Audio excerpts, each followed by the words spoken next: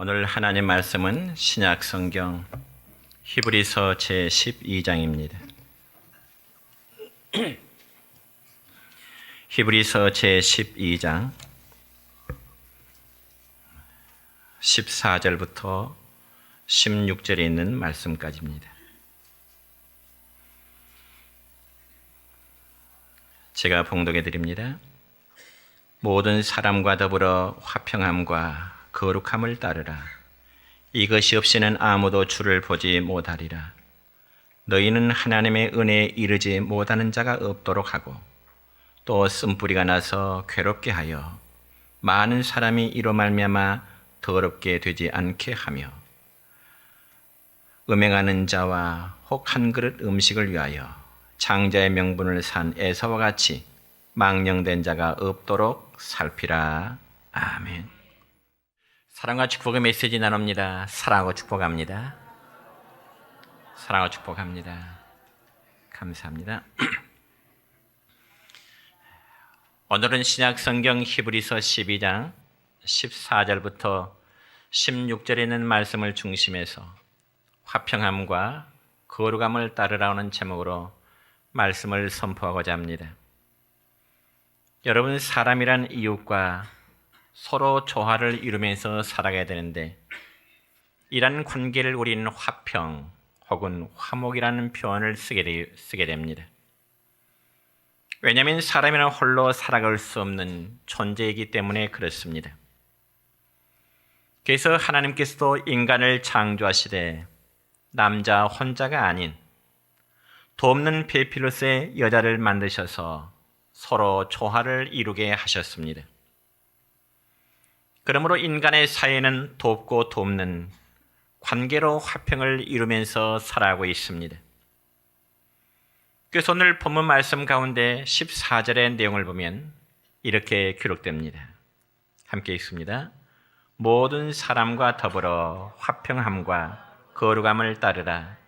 이것이 없이는 아무도 주를 보지 못하리라. 아멘. 그러니까 이 말씀은 한마디로 하나님의 사람은 화목 이루기를 힘써야 되는데 우리는 과연 누구와 화목을 이루어야 될까요? 우리가 일반적으로 가까운 사람 그리고 친한 사람과는 화목하지 말라고 해도 자연스럽게 화목을 이루게 됩니다. 그렇지만 방금 읽은 이 성경 말씀에 보면은 우리가 화목해야 될 사람은 모든 사람이라고 말씀하고 있습니다. 그러면 사람과의 화목만 이루어지면 될까요? 그건 역시 아닙니다. 우리는 사람과의 화목의 이전에 더 먼저 화목해야 될 분이 계시는데 첫째는 하나님과 화목해야 되는 것입니다. 여러분, 우리가 구약성경 창세기 3장의 말씀을 보면은 인류의 조상 아담과 하와가 범죄한 이후에 그들은 타락하게 되고 모든 인간은 아담 후손들은 하나님과의 관계에서 원수가 된 상태에 이르게 되었습니다. 그래서 모든 사람에게 죄값은 죽음이라고 하는 그런 선고가 내려지게 된 것입니다. 왜냐하면 범죄함으로 인하여 인간은 하나님과의 화목 관계를 스스로 깨뜨려 버렸기 때문인 것입니다. 그래서 범죄의 대가로 죽음의 선고 앞에 애외된 사람은 이 지구상에 아무도 없습니다. 그러나 하나님은 범죄하여 동산나무 사이에 숨었던 아담과 하와를 찾아내셔서 그들에게 가죽옷을 지어 입히셨던 것처럼 오늘날도 하나님은 친히 우리와 화목하게 되기를 원하셔서 독생자 예수 그리스도를 이 땅에 보내주셨던 것입니다. 그러므로 신약성경 로마서 3장 25절의 말씀을 보면 이런 말씀이 기록되어 있습니다. 시작. 예수를 하나님이 그의 피로써 믿음으로 말미암는 화목 제물로 세우셨으니 이는 하나님께서 길이 참으시는 중에 전에 지은 죄를 간과하심으로 자기의 의로움을 나타내려 하심이니. 아멘. 여러분, 모든 인간은 아담과 하와뿐만 아니라 모두가 다 하나 앞에 범죄했기 때문에 하나님과 원수가 될 수밖에 없었고 또한 하나님의 영광에 이를 수도 없게 되었습니다. 그리고 그 앞에 담대히 감히 나갈 수 없는 그러한 존재가 된 것입니다. 여러분 생각해 보세요. 범죄한 자가 무슨 낯으로 하나님 앞에 당당히 설 수가 있겠습니까? 여러분, 율법에 오면 범죄한 사람에게는 아무런 소망이 없습니다. 그리고 범죄한 사람에게는 마땅히 죽음의 형벌일 뿐입니다. 예를 들어서 범죄하여 사형언도를 받은 사형수에게 무슨 소망이 있겠습니까? 그저 죽음의 시간만을 기다릴 뿐 사형수에게는 아무런 희망이 없습니다. 그렇지만 범죄하고 몇 년형이라고 하는 형 집행 기간이 떨어지면 그나마 그에게는 소망이 있습니다. 왜냐하면 범죄한 자가 수감생활을 한다 할지라도 형 집행 기간만 끝나면 그는 자유로운 몸이 될 수 있기 때문에 그렇습니다.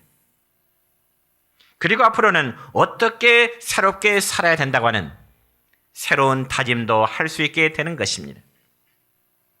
그렇다면 우리가 하나님 앞에서의 범죄의 결과는 과연 어떻게 될까요? 여러분이 이 점에서 신약성경 로마서 3장 23절의 말씀을 보면 이렇게 기록됩니다. 모든 사람이 죄를 범하였음에 하나님의 영광에 이르지 못하더니 그렇습니다. 그러니까 이 말씀의 의미는 죄 때문에 하나님과 원수가 되어서 하나님과 대화할 수도 없고요, 하나님의 나라에 들어갈 수도 없다고 하는 이런 일이 되는 것입니다. 여러분, 실제로 이 세상에서도 범죄한 자에게는 그에 따른 많은 제재가 이제 따르게 됩니다. 그리고 범죄하는 우리 주변의 많은 사람들과 또한 가까이 할 수도 없습니다. 심지어는 따돌림을 당할 수밖에 없는 거죠. 이와 마찬가지로 우리가 하나님 앞에서의 범죄도 마찬가지입니다. 그렇기 때문에 구약성경에 보면 이사야 선자는 구약성경 이사야 59장 1절과 2절에서 이렇게 말씀을 선포하고 있습니다. 시작. 여호와의 손이 짧아 구원하지 못하심도 아니요 귀가 둔하여 듣지 못하심도 아니라 오직 너희 죄악이 너희와 너희 하나님 사이를 갈라놓았고 너희 죄가 그의 얼굴을 가리워서 너희에게서 듣지 않으시게 함이니라. 아멘. 여러분, 이처럼 죄는 하나님과 우리 사이를 가로막아서 대화할 수도 없게 하고 기도 응답도 받지 못하도록 하는 것입니다. 그러므로 사랑하는 성도 여러분이요, 우리가 다른 사람들과의 화목을 이루기 위해서는 가장 먼저 하나님과 내 자신의 관계를 화목하게 하는 것이 가장 급선무임을 믿으시기를 축원합니다. 그러면 우리 자신이 하나님과 화목할 수 있는 그 방법이 과연 무엇일까요?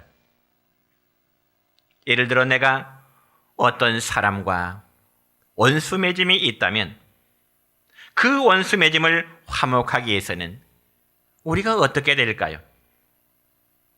내가 먼저 상대방의 손을 내밀든지 아니면 상대방이 먼저 내게 손을 내밀든지 둘 중에 하나가 먼저 손을 내밀어야 원수된 관계가 화목으로 이루어질 수 있는 것입니다. 그러면 우리가 하나 앞에 범죄하고 나서 하나님과 나와의 관계가, 하나님과 여러분의 관계가 화목하기 위해서는 누가 먼저 손을 내밀어야 할까요? 당연히 우리가 먼저 하나 앞에 손을 내밀어야 될 줄로 믿습니다. 그리고 우리 자신에 대한 죄에 대한 고백이 있어야 되는 것입니다. 그런데 성경에 보면 범죄한 우리에게 하나님이 먼저 화해와 용서의 손을 우리에게 내보내셨습니다. 그 증거로 바로 하나님은 당신의 독생자 아들 예수 그리스도를 우리에게 보내주신 것입니다. 예수님을 이 땅에 보내심은 하나님이 죄인들을 향하는 사랑의 손길인 줄 믿으시기 축원합니다. 그러므로 과거나 현재나 그리고 미래의 모든 시간을 살아가는 인간이 하나님과 화목할 수 있는 유일한 방법은 스스로 죄인임을 깨닫고 회개하고 그리고 예수님을 나의 주님으로 영접하는 길뿐인 것입니다. 그래서 예수님의 십자가 피 공로를 의지하여 고백하는 죄인에게 하나님은 우리를 용서하시고 받아주실 줄 믿으시길 바랍니다. 그리고 그 후에는 우리가 범죄했다 할지라도 우리는 하나님 앞에 원수가 아니라 하나님이 저와 여러분을 당신의 자녀로 삼아 주셨다는 이 놀라운 사실을 믿으시기 바랍니다. 그러면서 하나님은 저와 여러분의 아버지가 되어주십니다. 여러분, 여러분이 하나님의 자녀됨을 믿으십니까? 하나님이 여러분의 아버지 되심을 믿으십니까? 이 얼마나 놀라운 신분의 변화입니까? 죄인된 저와 여러분이 하나님의 자녀가 되는 것, 창조주 그 하나님이 저와 여러분의 아버지가 되신다는 건 엄청난 은혜요 축복인 것입니다. 그러므로 자식은 아버지의 나라, 천국까지 들어가게 되는 것입니다. 그래서 신약성경 로마서 5장 10절부터 11절까지 말씀을 보면 이런 말씀이 기록됩니다. 시작. 곧 우리가 원수 되었을 때 그의 아들의 죽으심으로 말미암아 하나님과 화목하게 되었은즉 화목하게 된 자로서는 더욱 그의 살아나심으로 말미암아 구원을 받을 것이니라. 그뿐 아니라 이제 우리로 화목하게 하신 우리 주 예수 그리스도로 말미암아 하나님 안에서 또한 즐거워하느니라. 아멘. 그럼 사랑하는 성도 여러분이여, 성경에 보면 하나님과 먼저 화목한 성도들은 현재까지 하나님과 불신된, 즉 원수된 불신자들을 하나님과 화목하도록 해야 될 그 책임이 우리 믿는 성도들에게 있음을 믿으시기 바랍니다. 그래서 고린도후서 5장 18절의 말씀 보면 이런 말씀이 있습니다. 모든 것이 하나님께로서 났으며 그가 그리스도로 말미암아 우리를 자기와 화목하게 하시고 또 우리에게 화목하게 하는 직분을 주셨으니. 아멘. 그러니까 하나님께서는 우리 각자를 화목함을 이루는 전달자로 하나님이 직분을 주셨다는 말씀입니다. 우리 한 사람 한 사람을 불신자들에게 보내서 그들로 하여금 다시금 하나님과 화목할 수 있는 전달자로, 전도자로 하나님이 보내신 것입니다. 그럼 우리가 불신자들로 하여금 그들이 하나님과 우리처럼 화목하게 할 수 있도록 하기 위해서 저와 여러분이 중간에서 해야 될 일이 무엇일까요? 그건 당연히 전도하는 일입니다. 그리고 이웃과의 관계를 아름답게 이루어가는 것입니다. 그래서 우리 예수 믿는 성들은 교회 안에서도 화목을 이룬 데 힘을 써야 되겠지만은 교회 밖에 있는 불신자들과의 관계에서도 서로 좋은 관계를 이루면서 살아가게 되는 것입니다. 그러니까 예수 믿는 성도는 믿지 않는 자들보다는 뭔가 달라도 달라야 된다고 하는 그런 의미입니다. 그래야 생활 속에 전도가 되지 않겠습니까? 여러분이요, 여러분의 말로 전도하지 못한다면 여러분의 생활로, 생활 속에서 예수님을 전하시기를 축원합니다. 그래서 신약성경 고린도후서 5장 19절의 말씀 보면은 이런 말씀이 있습니다. 시작. 하나님께서 그리스도 안에 계시사 세상을 자기와 화목하게 하시며 그들의 죄를 그들에게 돌리지 아니하시고 화목하게 하는 말씀을 우리에게 부탁하셨느니라. 아멘. 그렇습니다. 하나님은 우리 성도로 하여금 세상 사람들과 화목하게 하여 구원 얻게 하도록 그 직분을 우리에게 주신 것입니다. 여러분, 어느 책에 보니까 이런 글이 있었습니다. 어떤 부부가 결혼해서 정말 행복하게 살면서 딸을 낳았습니다. 그리고 그 아이는 너무나 예쁘게 생겨서 엄마 아빠의 사랑을 듬뿍 받으면서 잘 자랐는데 어느 날 갑자기 원인을 알 수 없는 병이 들어서 그 예쁜 딸이 죽게 되었습니다. 그저 그들 부부는 사랑하는 딸이 죽은 이유를 가지고 서로의 탓이라고 말다툼을 하게 되었습니다. 남편은 아내에게 당신이 아이를 잘 관리하지 못했으니까 당신 책임이라고, 아내는 남편에게 말합니다. 당신에게도 책임이 있다고. 딸의 죽음 때문에 책임의 공방이 부부간에 이루어지게 된 것입니다. 그리고 그러한 말다툼이 점점점 심하다 보니까 결국 이혼을 하고야 말았습니다. 그러고 나서 남편과 아내는 이혼해서 서로 헤어졌지만은 그래도 죽은 딸이 보고 싶으면 딸 무덤에 가서 눈물을 흘리고 돌아오는 그런 일들이 자주 있게 된 것입니다. 그런데 어느 날 이들 부부는 똑같은 시간에 공교롭게도 자기 딸의 무덤에 찾았는데 아내와 남편이 함께 만났습니다. 서로 마주치게 된 거죠.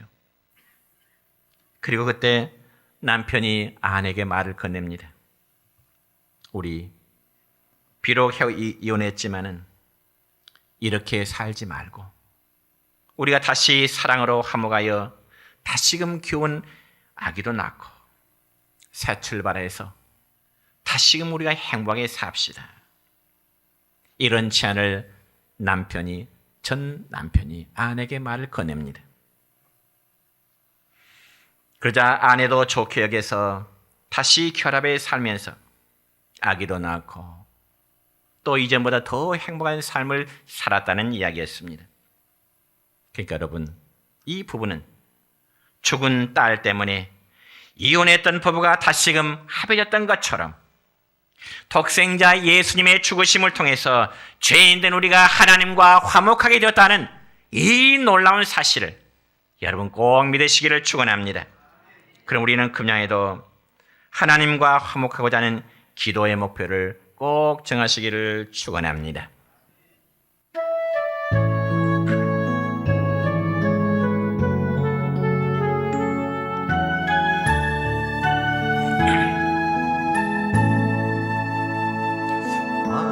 하나님의 사랑을 사모하는 자, 하나님의 평안을 바라보는 자, 너의 모든 것 창조하신 우리 주님이 너를 얼마나 사랑하시는지 하나님께 찬양과 경배하는 자, 하나님의 선하심을 닮아가는 자, 너의 모든 것 창조하신 우리 주님이 너를 자녀 삼으셨네. 하나님 사랑의 눈으로 너를 어느 때나 바라보시고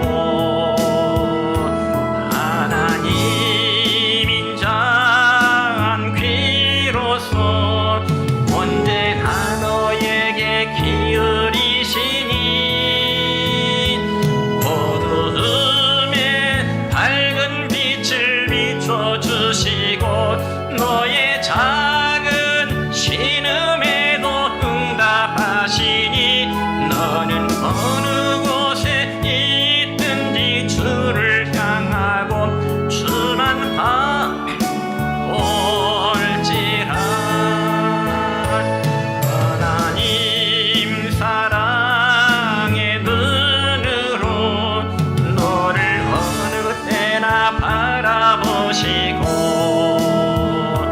하나님 인자한 귀로서 언제나 너에게 기울이시니 어두움에 밝은 빛을 비춰주시고 너의 작은 신음에도 응답하시니 너는 어느 곳에 있든지 주를 향하고 주만 바라볼지라. 주만 바라볼지라.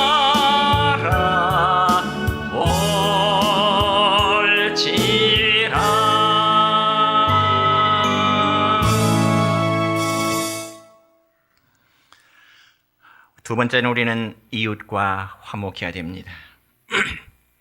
여러분, 신약성경 마태복음 5장의 말씀을 보면 예수님께서는 산 위에 오르셔서 8가지의 복에 대해서 말씀을 하셨습니다.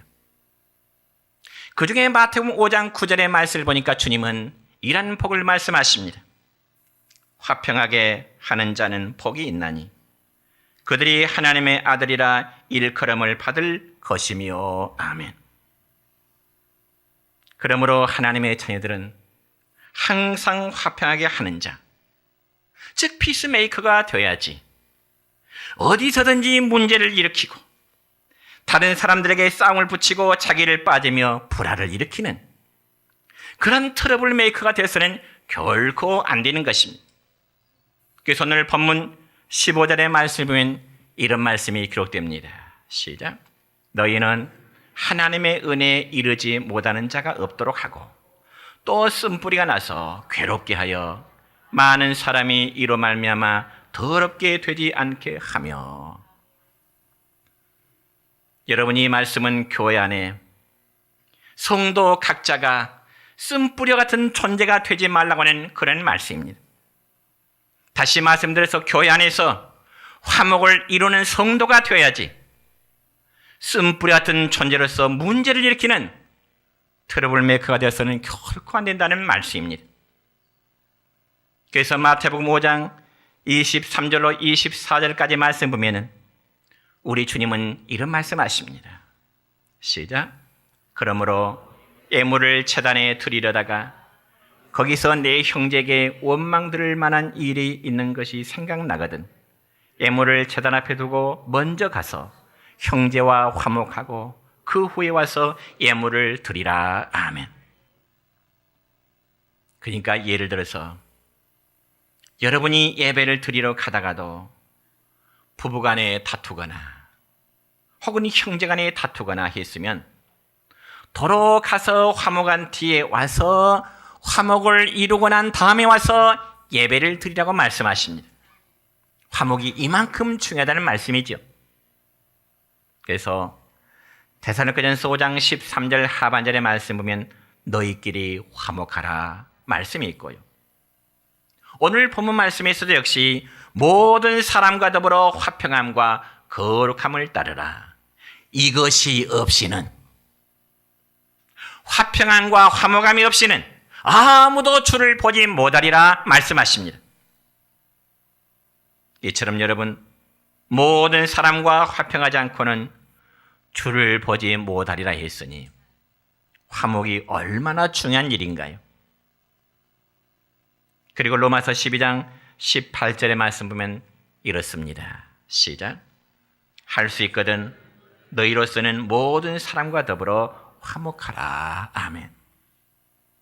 물론 우리가 어떤 사람과의 다툼과 감정의 문제가 있어서 마음이 상했지만은 그래서 그 사람과 찾아가서 먼저 화목을 하려고 하는데 상대방이 받아주지 않으면 어쩔 수 없지요. 그러나 성경은 할 수만 있다면, 이 말은 최선을 다해서 상대방의 반응이 어떠하든지 너희로서는 모든 사람과 원수 맺지 말아라. 원수 맺지 말아라. 여러분, 우리 속담에 보면은 원수를 맺으면 언젠가는 외나무 다리에서 만난다는 속담이 있잖아요. 우리는 인간이기 때문에 사람과의 관계에서 때로는 섭섭함을 가질 때가 있습니다. 그러나 원수를 맺지 말아야 됩니다. 여러분, 분명히 사람과의 관계 속에서 섭섭한 마음을 갖는 것과 원수를 맺는다고 하는 것은 커다란 차이가 있는 것입니다. 특히 우리가 이웃과 화목하지 못하고 원수를 맺고 살아간다면 여러분은 언젠가는 피할 수 없는 외나무 다리에서 만날 때가 있게 됩니다. 그러니 하나님의 사람은 내 주위에 있는 어떤 사람과도 원수 맺고 사는 것이, 원수를 맺지 않고 사는 것이 우리가 하나님 앞에서나 또 인간과의 관계 속에서 참으로 아름다운 일입니다. 그러면 여러분, 어떤 집은 형제간에도 담을 쌓고요. 평생 말도 안 하고 지낸다는데 그 가정이 참 불행한 가정이지요. 그런 행위는 먼저는 하나님께 대한 범죄요. 부모님에 대한 범죄 행위가 될 것입니다. 그래서 신약성경 에베소서 4장 26절과 27절의 말씀에 보면은 이런 말씀이 있습니다. 시작. 분을 내어도 죄를 짓지 말며 해가 지도록 분을 품지 말고 마귀에게 틈을 주지 말라. 아멘. 그런데 여러분, 이 말씀의 핵심은 해가 지도록 분을 품지 말라고 하는 말씀입니다. 우리가 연약함으로 인해서 인간관계에서 어쩌다 성냄과 분을 품을 수가 있습니다. 그러나 그 분냄을 해가 지기 전에 해결하라고 하는 말씀입니다. 그러면 우리는 그 못난 자존심 때문에 미안합니다. 잘못했습니다. 말이 잘 나오지 않습니다. 그러다 보니 신앙인들은 어때요? 기도의 문이 막혀질 수밖에 없습니다. 여러분은 몰라도 제 경험으로는 그렇습니다. 어쩌다 아내와 대화에 갈등이 있다 보면 기도가 안 돼요. 다른 사람과의 관계에서도 마찬가지입니다. 그래서 주님은 마태복음 6장 14절로 15절에서 이런 말씀하십니다. 시작. 너희가 사람의 잘못을 용서하면 너희 하늘 아버지께서도 너희 잘못을 용서하시려니와 너희가 사람의 잘못을 용서하지 아니하면 너희 아버지께서도 너희 잘못을 용서하지 아니하시리라. 아멘. 여러분, 이 말씀을 묵상하면 묵상할수록 얼마나 두려운 말씀입니까?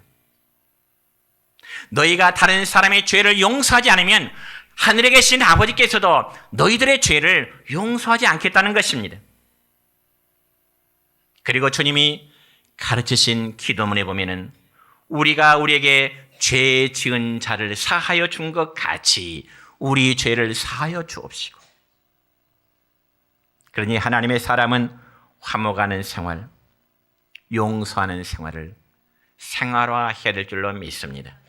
세 번째는 우리는 자신의 양심과도 화목해야 됩니다. 여러분, 인간의 양심은 영혼의 창문이라고 저는 그렇게 한번 비유해 보고 싶습니다. 사람의 양심은 내 영혼의 창문과도 같다는 것이죠. 여러분, 창문에 흙탕물이 묻으면 햇빛이 들어올 수가 없어요. 창문에 흙탕물이 묻으면 밖을 바라볼 수가 없어요. 이와 마찬가지로 우리 양심이 더러워지거나 마비되면 영적인 분별력을 상실해 버리게 되는 것입니다. 그래서 베드로 사도는 베드로전서 3장 16절에서 우리에게 이라는 교훈을 줍니다. 시작. 선한 양심을 가지라 그랬습니다. 선한 양심을 가지라. 또한 바울 사도 역시 디모데전서 1장 19절에 보면 이란 권면의 말씀을 줍니다. 시작. 믿음과 착한 양심을 가지라. 어떤 이들은 이 양심을 버렸고 그 믿음에 관해는 파산하였느니라. 아멘. 그러므로 저를 포함해서 우리 모든 성도의 양심이 마비돼서 정말 양심의 기능을 못하면 우리의 믿음이 마치 파손당하여 펫과 같은 그런 모습이 되고야 말 것입니다. 그래서 사도 바울은 사도행전 23장 1절에서 말하기를 자신은 모든 일에 양심을 따라 하나님을 따라 하나님을 섬기며 행동했다고 고백합니다. 하나 앞에 내 양심, 선한 양심을 따라서. 여러분 어떻습니까? 여러분 각자의 신앙 양심이 하나님 앞에 떳떳하다고 생각하신가요? 아니면 여러분 각자의 신앙 양심이 하나님 앞에 부끄럽다고 생각하신가요?